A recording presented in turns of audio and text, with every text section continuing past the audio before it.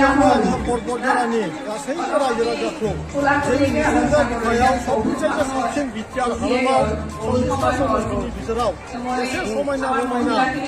बे हालामाव थानाय आं गासैबो रायजो राजाखौ खुलुमगोन आरो बेजोंनो लोगोसे जे जोंनि एनुवेल बेवहाय दिनै गाजा गोमजायै माने हाजार साजायनानै रायजो राजाफ्रा बेवहाय जों बाहागो लानानै जोंनि मानगोनां ओंखामनि जि बोसोन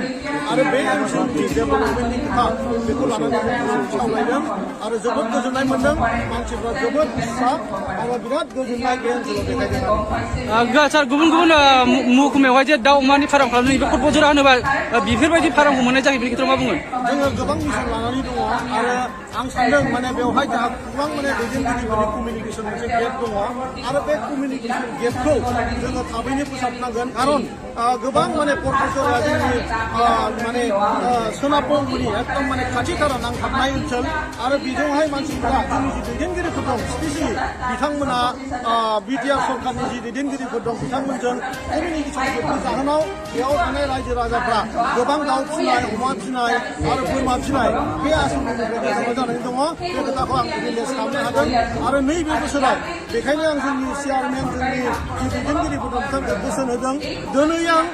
बे कनभेनसनावनो 100टा सेल्फ हेल्प ग्रुपनो पल्ट्रि फार्म खालामना होगोन होननानै बे बोसोरावनो आं दिनै रादाय होदों आरो आं गमामायैनो बे खामानिखौ मावनानै होदों सार बरजरा होनोबा गोग्लैसोनाय जायगा बेवहाय